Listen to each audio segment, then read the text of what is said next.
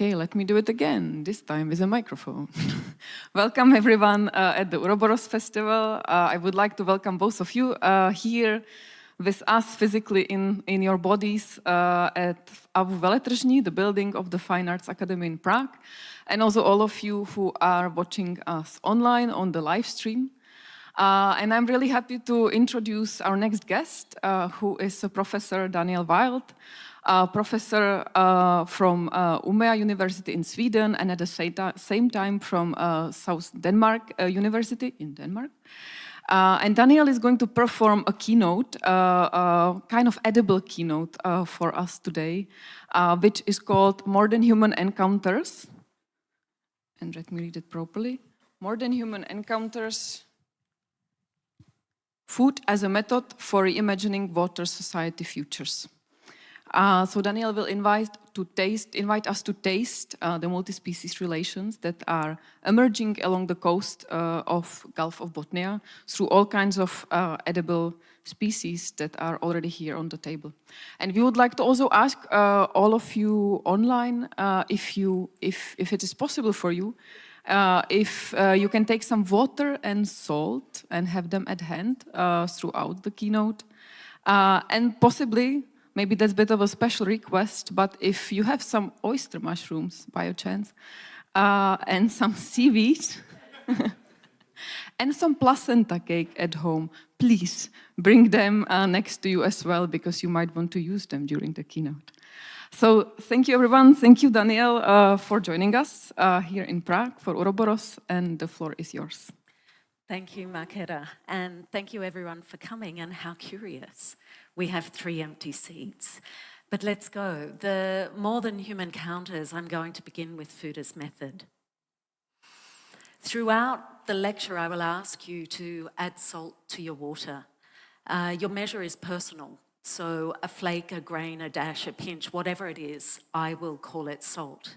And when I do ask you to add salt, I will also ask you to change places following the next one. So please decide on your measure, add 1 salt to your water, and when you are ready, please drink. I was born on Darawal country in Australia. After many journeys, both geographical and conceptual, I find myself in Scandinavia, living and working in Sápmi, the unceded lands of the Sami people, working across Sápmi in the north, in Scandinavia and Europe, and nourishing cultural relations back home on Yuan country. I pay my respects to elders and cultural knowledge holders. I recognise my responsibilities as guest and neighbour. I am committed to ongoing learning, respectful relations, truth and reconciliation. And as my good friend, becoming good friend, and cultural knowledge holder and Brinja Yuan elder Trisha Ellis would say, Indurga Walawani, safe journey. So please add 2 salt to your water, and when you're ready, drink. This is about accumulation, climate, and thresholds. And actually, I won't ask you to move. I will ask the people sitting outside, if you want to step in, just tap someone on the shoulder at the moment where we're at the water, and they will change places with you. So there are mushrooms on the table, oyster mushrooms. I invite you to pick one up. Feel its weight, its texture. Bring it close. See if you can smell it. Notice how it meets us through the body. You can taste it too. All of the ingredients on the table have been handled with care, and they're edible.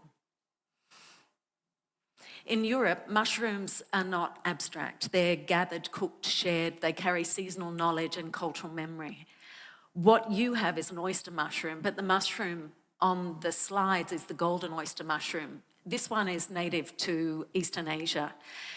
It was introduced to North America in the 2000s and possibly Europe at the same time, but we don't have the same problem.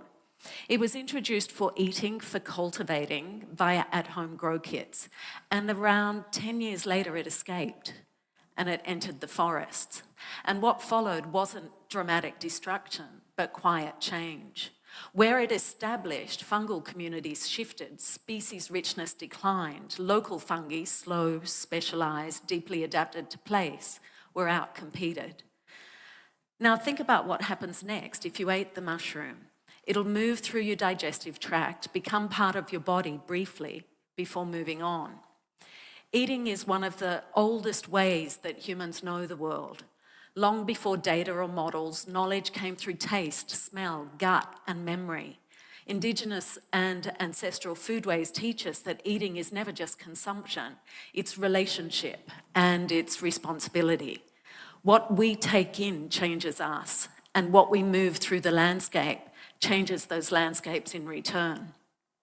In Europe, we don't yet see the scale of invasion that they have in North America, but the conditions that enable it, global trade, mobility, climate change, grow your own mushroom kits, a growing desire to reconnect with nature, they're present here too.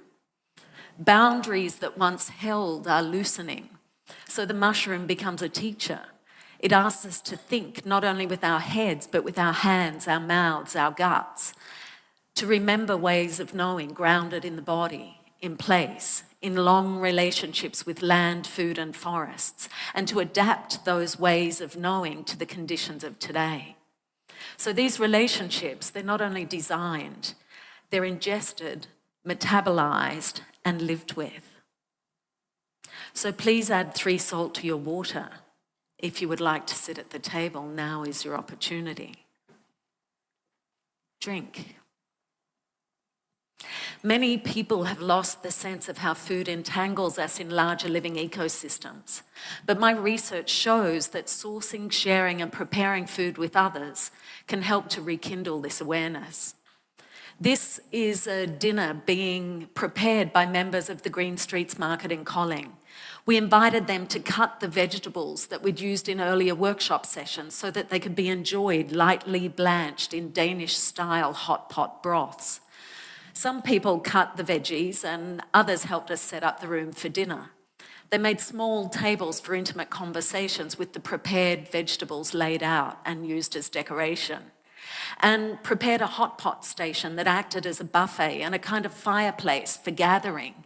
People came to cook their vegetables and get side dishes, and we gave them small bowls so they had to come back often. I see my job as a design researcher isn't to do it for people, it's to support people to get past roadblocks and do it for themselves, to do as little as possible so that people can take ownership of the process and both drive and be the change they want to see. And food is a fantastically vibrant material for doing this. Food can be used as an icebreaker, as a prompt for new thinking, as sustenance and as a vehicle for design experimentation. It connects us to each other. It connects us to our cultural heritage and the planet and to all living beings through all of our senses, as well as our capacities for imagining. Please add 4 salt to your water and drink.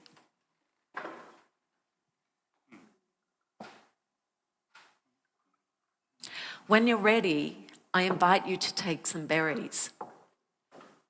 Think about the place you slept last night. Take some berries, take a handful, take as many as you think you need.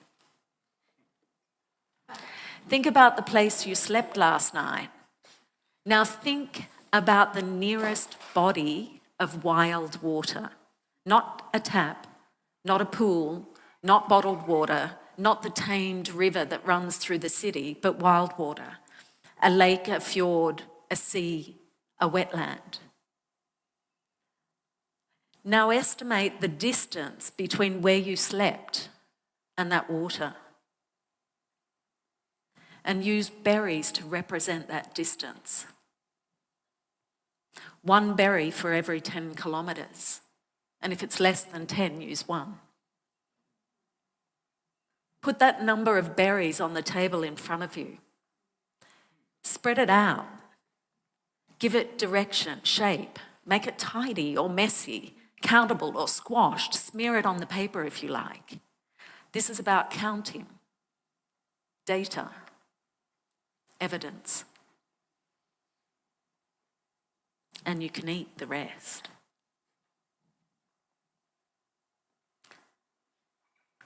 when you're ready, please add 5 salt to your water and drink. Now I want to talk about names. You may know this plant. It's called hogweed in English. It's a local invasive. In Czech, its common name is Bolshevik. Persian Bolshevik, giant Bolshevik, magnificent Bolshevik. It's invasive, it's common, and it stings.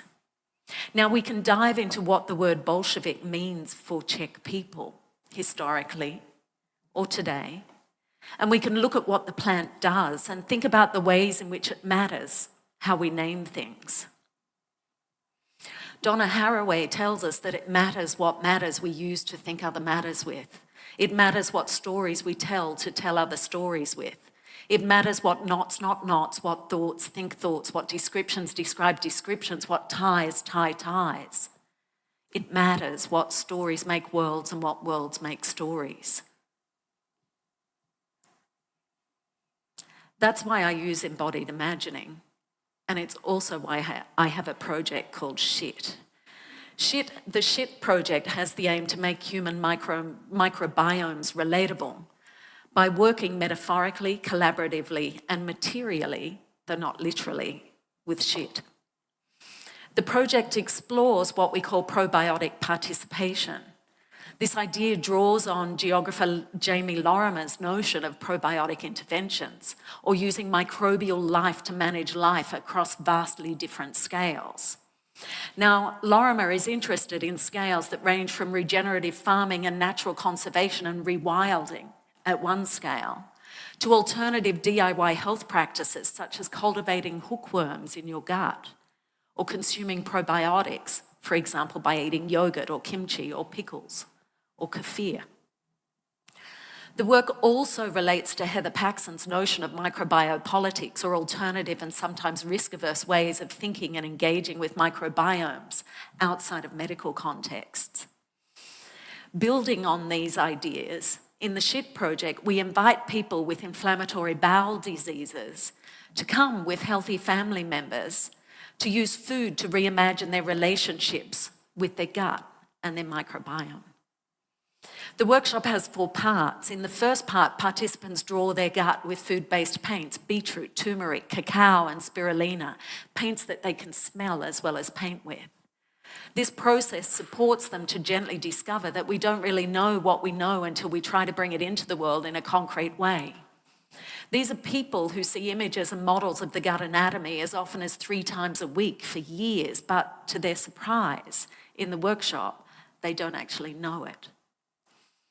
This portrait is from a gastroenterologist. His was the most accurate from a biological perspective, or a technobiological perspective. This one is from David Zilber, who set up the fermentation lab at Noma, a restaurant in Copenhagen. And he now works with microbes at Christian Hansen, which is a company who send microbes all around the world for making foods. Chances are, if you eat cheese, unless it's a wild cheese, you've eaten bacteria sent out into the world from Christian Hansen. So when people do these portraits, we ask them what they like most and what they like least about the gut. David said he likes both the tongue and the anus.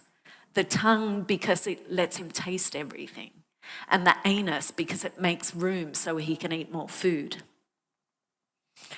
For the second activity, our participants form groups and build the mechanics of their gut with simple found materials and food, bananas, biscuits, orange juice and vinegar as stand-in for food, stomach acid and bile.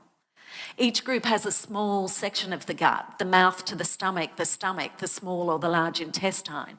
And once they've worked out how to perform their section, they come together to perform one continuous gut for the other people in the room, and they watch the gut unfold from beginning to end. After lunch, we then ask them to model their faeces out of chocolate cake. Chocolate cake made with flax seeds instead of eggs and chickpea flour instead of wheat. With these ingredients, the cakes are full of inulin, which is good for our gut bacteria. The cakes are basically made from probiotics, prebiotics, and polyphenols, like chocolate and blueberries and green tea. And this is to nourish the gut and make the make the cakes taste delicious. And so while they make their shitty cakes, the whole room smells more and more of chocolate. No one voluntarily talks about their poo in these ways, but we found this provocation useful, and because of its familiarity, food acts as a mediator. The participants then used the Bristol stool chart to compare their shitty cakes against the Western scientific medical model of measurement. And in most cases, they discover the model woefully inadequate and their poo no more weird than anyone else's. And then they eat their cakes, which gives rise to both laughter and disgust. To finish, they revisit their gut portraits, annotate who's sick and who's healthy in case it helps them to understand something, but it doesn't. They eat their cakes and reflect upon the whole experience. Reflection is critical. Doing things together, eating together, building understanding through embodied engagement, deeply exploring one of our most intimate acts, and having conversations with family members and others about things they've never discussed before, often not even with their doctors. After the workshop, a couple of weeks later, a group of participants emailed me and asked for the cake recipes so they could do the workshops at home. In doing this, they take ownership of the method. They re-narrate their stories around their illnesses and they take back their power. They perhaps begin a process of probiotic participation from their guts into their life worlds. The SHIT project in these ways reaches beyond medicalising or Pasteurian norms by using performativity and embodiment to explore, experiment with, and thereby invest in the potentialities of collaborative human and microbial cultural practices. The project follows Pasteurian requirements to support participants to move beyond the Pasteurian by eating their shit. In most workshops, before we can propose it, a participant asks if they can eat their shitty cake, and in a moment, other participants progress through shock, horror, and disgust to laughter, and then they all begin to eat their shitty cakes. This suggests that we succeed in disrupting the Pasteurian approach to faeces as microbe-filled, taboo-ridden, abject matter. So we tentatively consider these findings a step towards re-narrating the microbiome, filling the silent space between the Pasteurian and post-Pasteurian with other possibilities. And as the project moves forward, we renamed it to Reimagining Gut Relations. It doesn't erase shit. It simply tempers it to help funding bodies and other researchers and other people engage. So now every time we say Remaking Gut Relations, we put the shit projects in brackets and vice versa. Please add 6 salt to your water.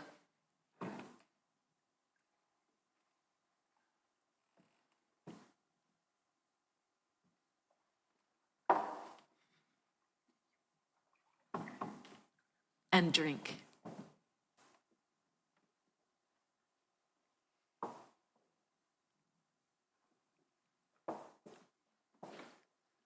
I want to shift tack by introducing a boundary object.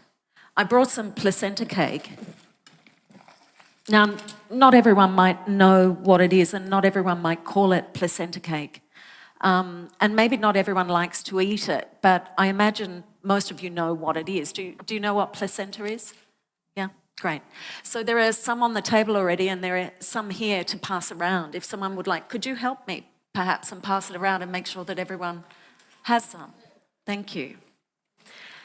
So I invite you to take some placenta cake, to open it up. And maybe I'll take one too. It can be a bit sticky, but it's quite tasty.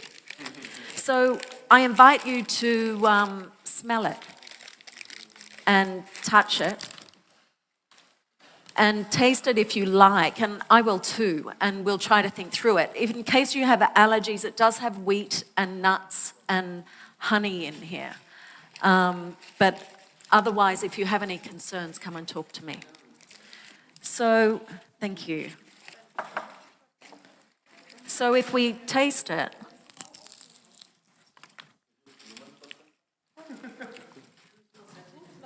so the first impression is density, concentration, It's made to carry energy. The fat coats the mouth, kind of slowing sensation. The palate recognises nourishment before flavour. It's kind of sweet, but the sweetness is rounded. It's held inside rather than sitting on the surface. It lingers.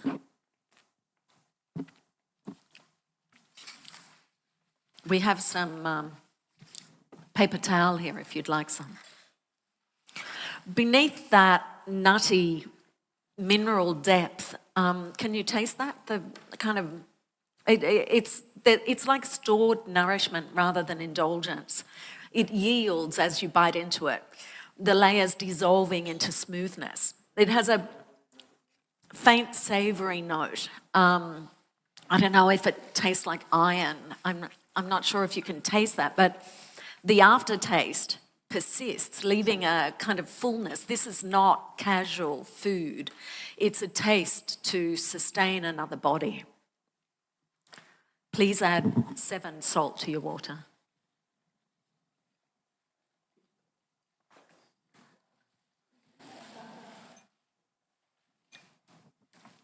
And drink. And if you'd like, there's some hand sanitizer here if you need it, and there's paper towel being passed around. So our change in tack, which is a metaphor that comes from sailing, enables a redirection to the sea to explore our entanglements with water.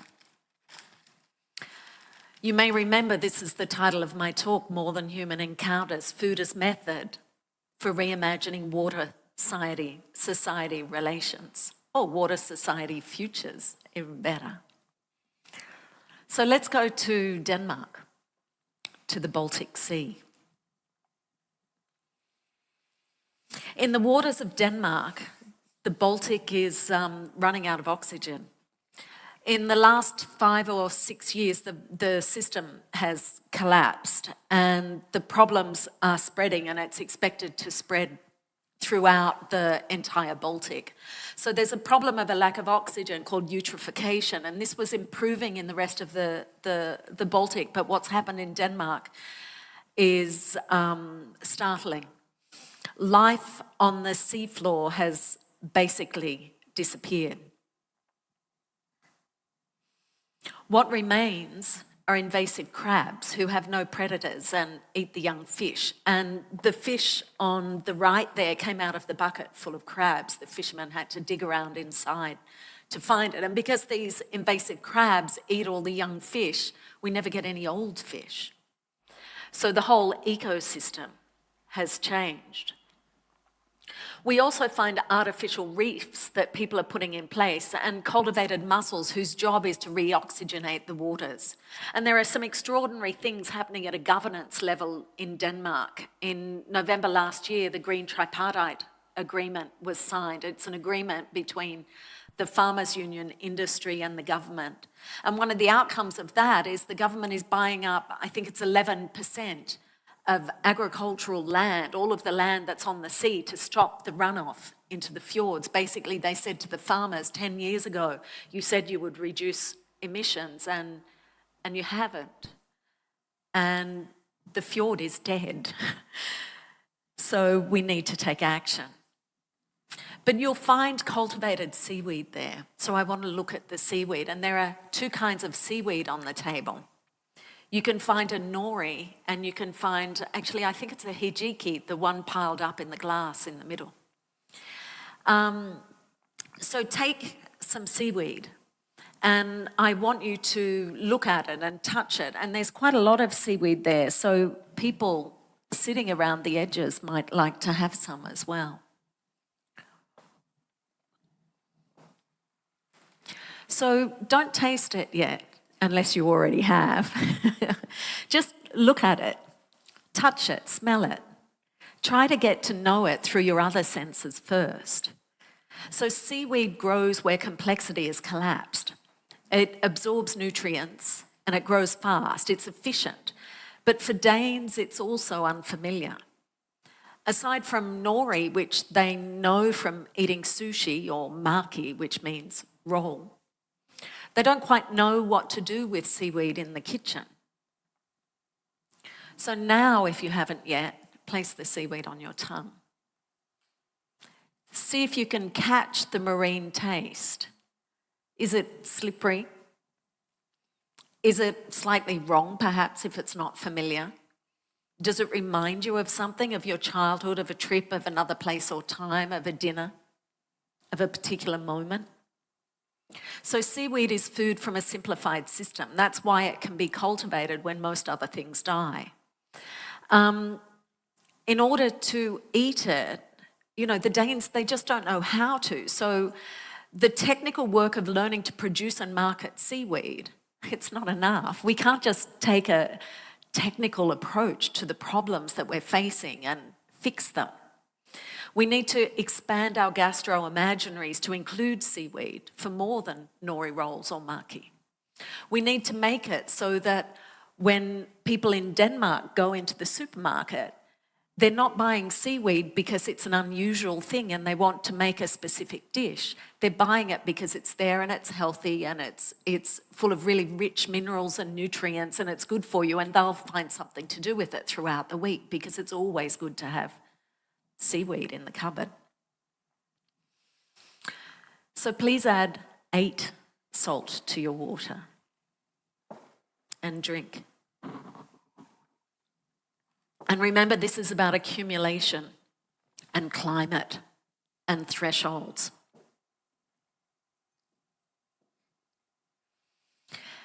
Now we're travelling north to the Gulf of Bothnia, where the water is brackish rather than salty. So that means it's not as salty as the open sea, but it's not as fresh as clean water, as a river, for example, or a stream. I've been working in the Gulf of Bothnia with professional fishers and public authorities, among others. But I'm going to talk about some work that a group of us conducted in Umeå. And I was joined in this work by Mary Carida from Malmö and some people also from her research group. And what we did is we did this work with food and fishers and public authorities and data, professional fishers, fishing men and women. And it could have been others, but it happened to be fishing men and women. So I want to tell you about what we did, and then I want to trouble what we discovered, to think about how we bring in the voices, not only of those who fish, hunt and eat, but also those who are fished, hunted and eaten. The work responds to a mismatch between policy and lived experience. It's a persistent problem.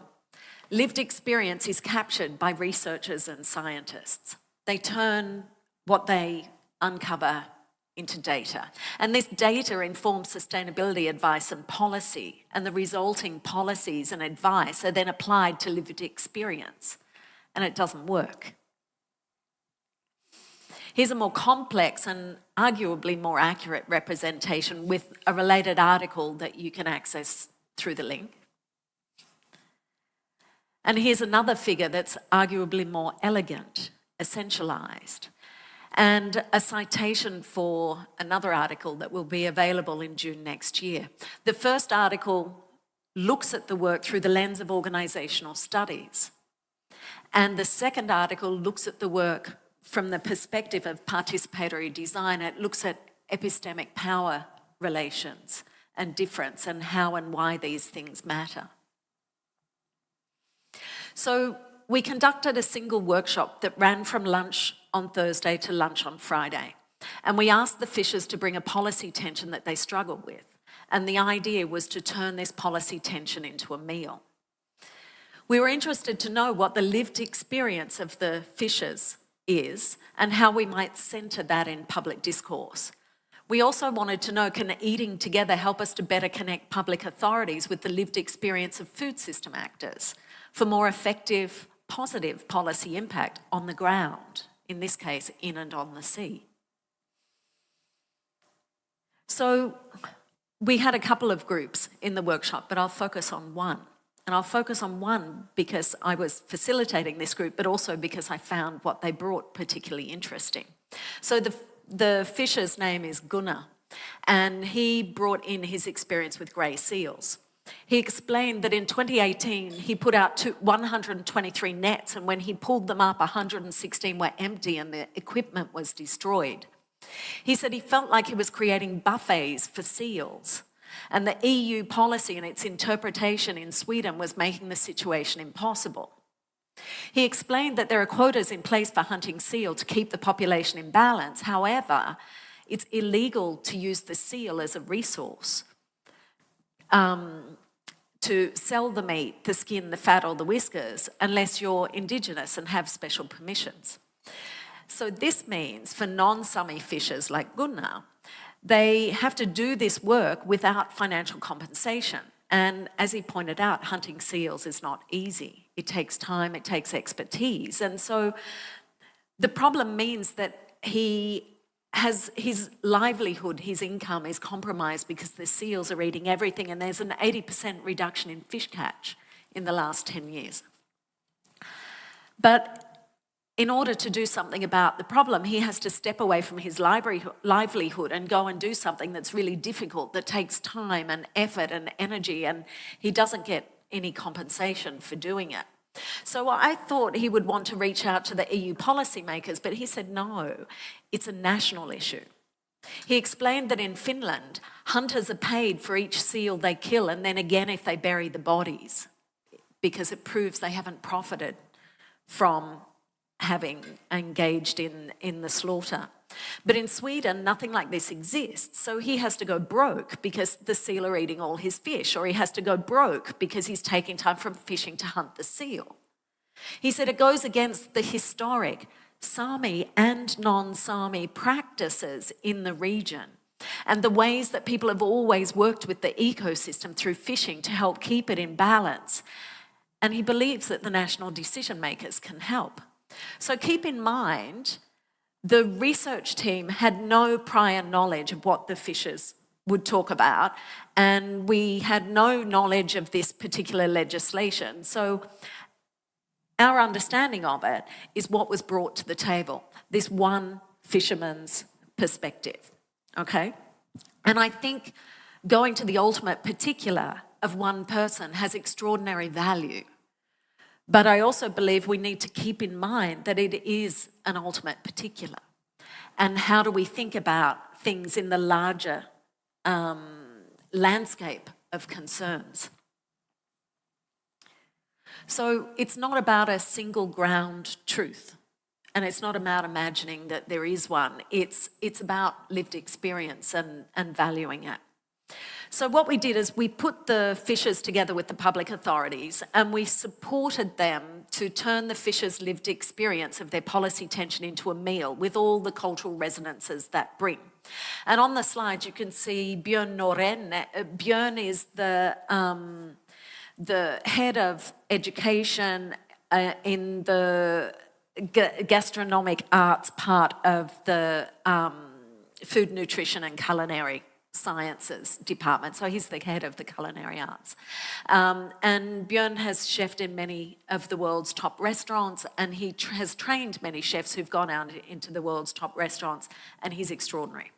And the other person mentioned there, Susanne Jonsson. Susanne is a Swedish Sami chef who is also extraordinary, and she's also a celebrity, a notable person in Sweden. And this is important because she cannot be separated from that role when she comes in to do anything she does. And one of the things about Suzanne, part of the reason why we invited her in, and then she later joined my research group for a year, is because she had edited a book of gourmet seal recipes. So she knew a lot about working with seal. She worked with chefs from all over Sápmi, the unceded Sami territories that cross Norway, Sweden, Finland and the Kola Peninsula in Russia. And she worked with Sami chefs from all over, developing this cookbook, one of several that she has. So thinking about the cultural resonances is important. And it's also important, you know, not just to understand the perspective of the fishers or to translate it into a meal, to do what's written up on the screen, but you need to remember that We told them that no one has done this before. And as far as we know, it's true. And we didn't know how to do it.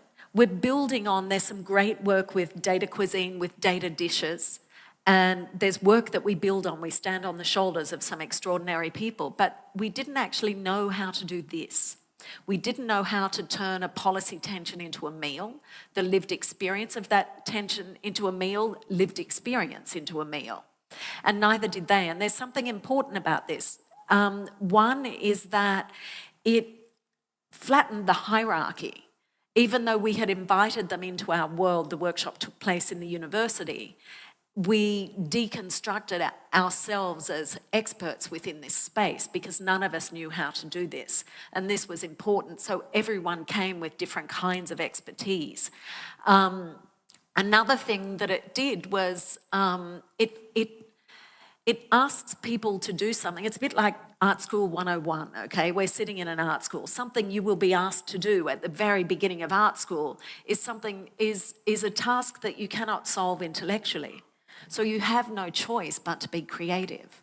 And because this problem couldn't be solved intellectually, turning the policy tension into a meal, we just had to work it out. And people just had to be creative. So we created the circumstances under which their creativity would come forward. So there's something powerful also about redirecting attention to an external object in this way. So the fishers and public authorities weren't looking at each other and trying to communicate directly and saying, I have this problem, I need you to fix it, or what can we do, we're here to help, and facing each other. Instead, their attention was redirected. They were looking together at the emerging data meal, and their communication was at the service of making that meal and ensuring somehow that it represented what the fishers were talking about in the best possible way. So before leaving in the afternoon, after the first afternoon, Lena from the regional government office said that they had been inviting professional fishers to workshops for years, and she had understood more in that single afternoon, in that 4 hours, than she had in the last 10 years. So it's a bit radical. And in some ways, I think people only do it when they're desperate. I mean, I'm very aware that in Scandinavia, we're building on a ground of several things. One, there is that desperation of we just don't know what to do. We're doing all the things that intellectually make sense. Why isn't it working? Two, it's a region of the world where there is incredible trust in government. So there is listening, even when there are tensions, there's listening that doesn't necessarily play out in the same way in other places. And on top of that, there was something else, and now I've forgotten what it is. So there's trust in government. Oh, it's the birthplace of participatory design. So participatory design was born in Scandinavia in the workplace. So it was born and already bought into a social democratic system. So there are a couple of things about working in Scandinavia that make this work possible, but the way that I do the work is a little bit unusual, perhaps. But nonetheless, people are excited. So what they made, they had to get to the end of the first day with a shopping list and the meal. They knew what they would make. And that shopping list had to be things that I could get from the local supermarket or the fish shop. That's it. Anything special they could bring themselves. There were no limits, but I would go shopping for these things. And the result was a fine dining experience meant for Västerbottens veckorna. And so this means Västerbotten is the county that we are in, and veckorna means weeks. And every February there are 2 weeks during which EU decision makers, regional decision makers, and national decision makers come together in Stockholm to talk about the North. And one of the things that they do is they have a big fancy dinner at the Grand Hotel. I think the king is there, the prime minister is there, all of the decision makers are there. And it's essentially a form of cultural extraction as they enjoy the bounty of the North, because there's nothing that's, it's all political, of course, but it's not overtly or intentionally or consciously political. They're just there to enjoy the bounty from the North. while they try and improve the lives of the people in the north, while they continue their planning of industrial green transition, which is extracting livelihoods and homes and doing all kinds of things to the ecosystem. And so there are a whole lot of politics at play here, and the dinner there had never been turned into something political. So Björn and Suzanne cooked seal in beef blood to give it the taste, cooked tuna in beef blood to give it the taste and texture of seal. And so the seal was served with beautiful sauce and potatoes done in a particular way, and beef blood was poured at the table that was very dramatic and performative, and there was a small amount of tuna ceviche. And as the seal was served on the table, around the table, more and more ceviche appeared and became available. And so it was very simple, one-to-one kind of demonstration of what's happening in the seas and what they hope might happen. And then we went to dessert, and when the ice cream was served, so these little canals with a dip to hold the sauce, and the ice cream was taken around and people were following and they were serving cloudberry sauce. And so some people had started eating as the cloudberry sauce was being delivered, and some people had their spoon to their mouth, and others were just waiting and eagerly because, you know, everyone loves ice cream. And then one of the chefs said, and this is seal milk ice cream. So it was fortified with coconut oil because it turns out that seal milk is 51% fat, whereas cow milk is about 5% fat. And so this is seal milk ice cream, and it's served with cloudberry sauce, which is sour, to bring you present to the pups who've perished for you to have this luxury meal. And so suddenly the food became a ticket to talk. It was provocative and effective, and people stopped and they listened and they talked. And the whole thing was, you know, the performance of the enfolding meal by both servers and diners prompted rich discussion and important new insights for the public authorities, who regularly make meetings with the fishers, but without the same impact. So we all want to continue exploring this way of working, and one of the things we're doing is we're exploring making the meal at Västerbottens Veckorna. And we're also exploring, we've been in discussion with the people who do the Nobel dinner about maybe doing some of this work with the scientific discoveries for the winners of the Nobel Prize and making the dinner. And so in these ways, arriving at a form of legitimacy that makes people who are perhaps in less conducive environments a little bit more brave to try something a little bit radical. And in our favour, people are getting desperate, and they're starting to realise that it's desperate as things become increasingly difficult. Our thresholds move, but we know that something needs to happen. So the meal leveraged commensality and conviviality. It was a familiar structure that people could engage with. The table had white tablecloth. Everyone had several sets of cutlery, several glasses, several, plates, all kinds of layers and layers, because this says fancy dinner. So we use these tropes as a way to stimulate people and to trigger their thinking, and having the meal unfold over time with emerging prompts for diners to stimulate their consideration of the rich and messy data of lived experience. So the meals themselves might be simplistic, but what we discovered is that this doesn't matter. What matters is the process of making them that has transformative power. So if we come back to the beginning, this is a human system-centric representation of a system that excludes many humans and also erases what is not centred, easily seen or measured. So despite robust processes and good intentions that all look good on paper, that all sound great as we talk our way through them, it's just not working. So the questions that we're asking now is, what happens if we zoom out to consider the multi-species foodways, if we put others than ourselves at the centre? So in order to think about this, I'm going to ask you to add 9 salt to your water, and drink. And we're going to serve some ice cream, which I think is probably liquid by now. However, it's an ice cream that is made to be liquid. So I need some help not made to be liquid. It's you have glasses in front of you, and those who don't, if you would like glasses, there are extras on the table. And if someone else would like to serve from the other tub, I'll just open it. So the reason we have Haagen-Dazs ice cream is because when you look at the ingredients, there's nothing extra in it. You might have to check the ingredients if you have allergies. Obviously, it contains lactose. And then we have another ingredient. We don't have cloudberries. It was too difficult to bring because I came via Brussels before coming here.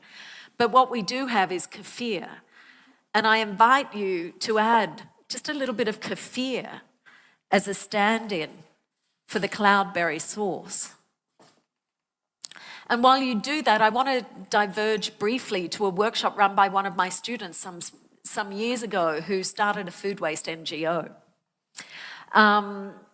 They brought together the municipality and another NGO, and is Iben's name up there? Iben Østergaard Fogg.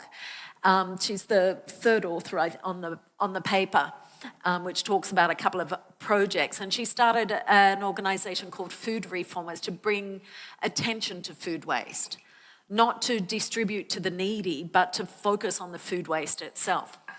And brought together another food waste NGO in the municipality. And each organisation brought 3 people. And their purpose in coming together was to collectively map the actors in the local food waste landscape.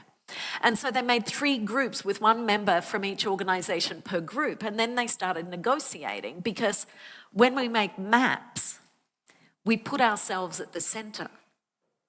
And it's only when you come into contact with someone else's understanding or someone else's map that you realise they see the relationships differently, because people always put themselves at the centre unless we work to do it otherwise. So a question that I have as a result of this is, how do I say we, but this we is meant to kind of gather non-First Nations people, or people who are perhaps far from ancestral traditions that have an inherent and instinctive attunement to our place in the larger ecosystems that we move through. How do those of us who do not have that, how do we decenter ourselves? And how might engaging through food and our senses and embodied imagining help us to do that? So that's the work that I'm trying to do. So in the workshop that Iben and Svetlana were running, they found a couple of things that were interesting. So first of all, they had to negotiate what goes in the middle, because they all had themselves in the middle as the place to start. But they also had to negotiate what food represented what. This is written up in a paper on foraging tangibles to enliven your connection to place. And the foraging here was Food Reformers had an agreement with a local supermarket that when food was almost but not yet at its use-by date, but didn't have enough time left on it, so was going to be thrown out into the dumpster, they would forage it from within the system, take it out before it went into the dumpster, and then use it. So we have foraged food here.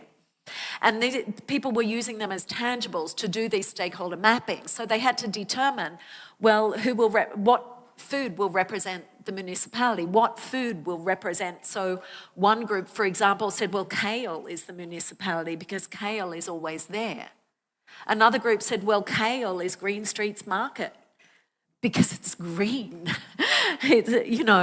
And so everyone had different reasons for choosing different things, and it didn't matter because there's no right or wrong. What mattered is that our personal and our cultural and our heritage and our contemporary relations to food can help thicken up the stories as we try to negotiate our ways forward and try to negotiate shared understandings. So, as we think about these things, I recommend you add seaweed to your ice cream, to add the saltiness of the sea. And you've already added the kefir for sourness, which is not the same as cloudberries in the north with all of the cultural resonances that come with it. But it can also be evocative. Now keep in mind that you eat it, that the ice cream is not a dessert. It's a stand-in for seal milk. It's extremely rich. It's high in fat.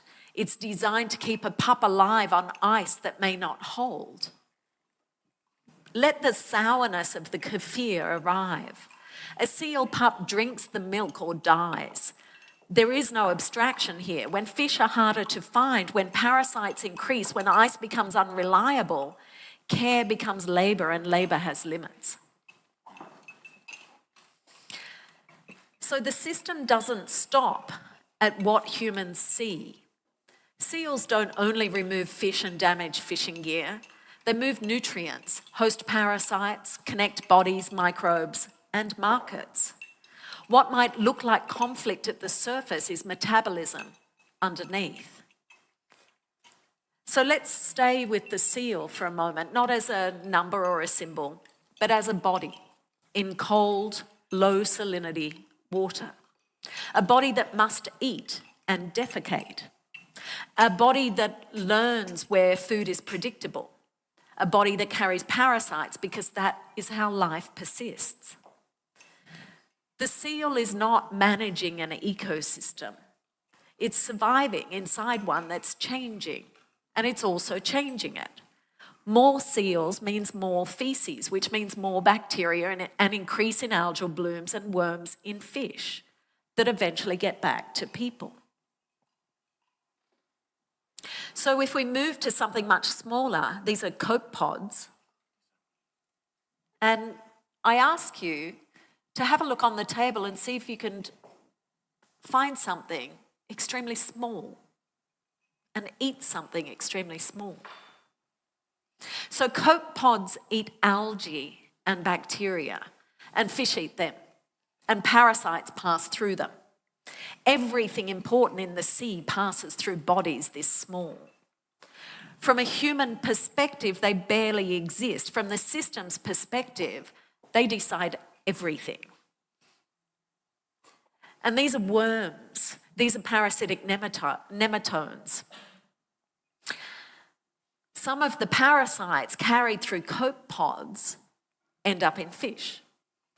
And humans notice them last. In fillets, in livers, in markets. By the time we encounter the worm, the loop has already closed. So, digesting data began as a human project. Fishes, authorities, numbers. But digestion doesn't belong to humans alone. If we design only for what we can see, we will always be surprised by what ends up in our bodies. People have strong values attached to food. We eat to survive and also to flourish. Food is materially fantastic, and it's like social glue. It brings people and other living beings together, sometimes in unexpected or unwanted ways. And as seal populations grow, nutrients accumulate, seaweed survives, seals eat and move matter, copepods carry decisions, worms appear later, humans taste the consequences, and like an Uroboros, the system eats its own tail. Please now add 9 salt to your water. I think we already did 9, didn't we? Okay. Let's do 10. And while you're drinking it, I want to come back to the boundary object. So I introduced placenta cake as a boundary object before we came to the sea. Some of you may have recognised it by its more common name of baklava. But in 4th century BC, baklava, what we know today as baklava, was found in 4 places, and one of them, Rome, it was called placenta cake. So with this move, I ask, can eating prompt us to think in new ways, to imagine new possibilities, to become more humble and respectful and a better cohabitant and neighbour? Can it also enliven our creativity? Does naming something, can it be fruitfully disruptive? It is placenta cake. But what did it do when you looked at it? Some of you might have recognised it, but still questioned what it was, or questioned my motivations or what was happening or what we were doing. So this was the time to ask you to add 10 salt to your water and drink.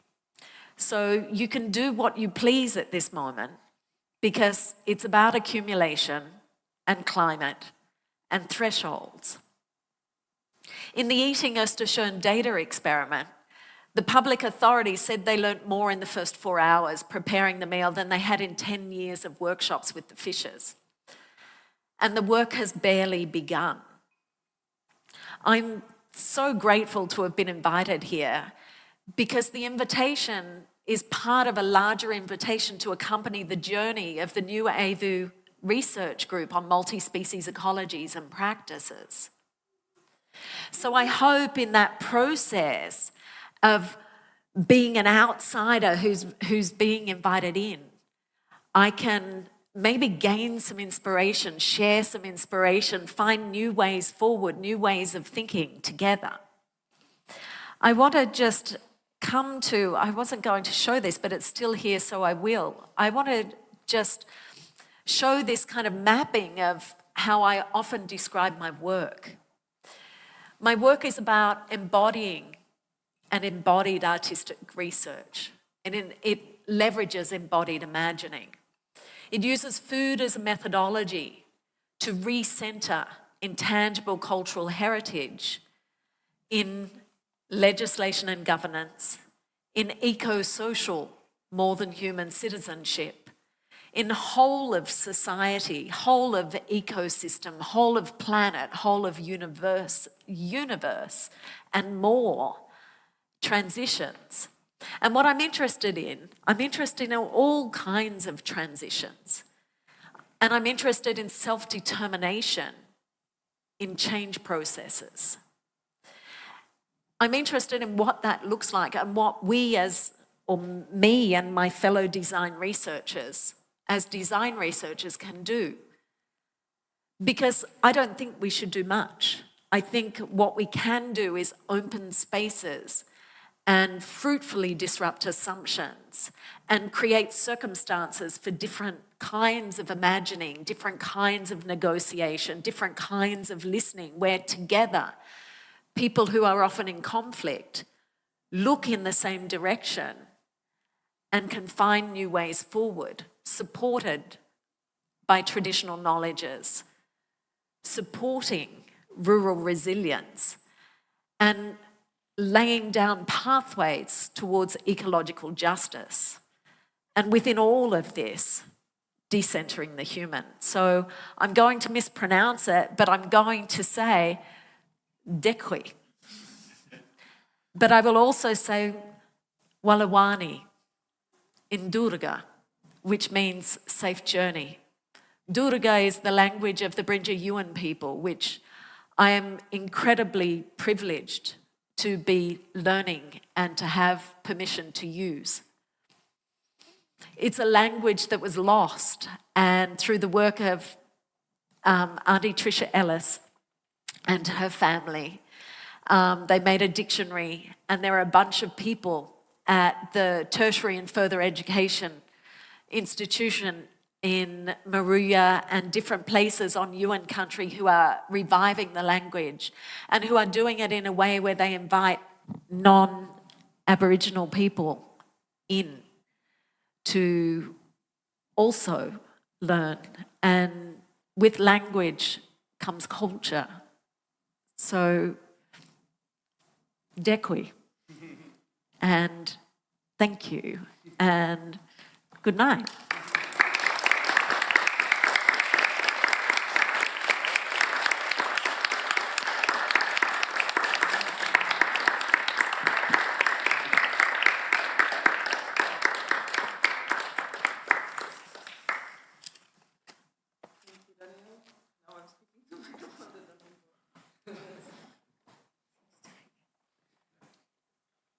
Maybe I don't have to use the microphone. But thank you, Danielle, so much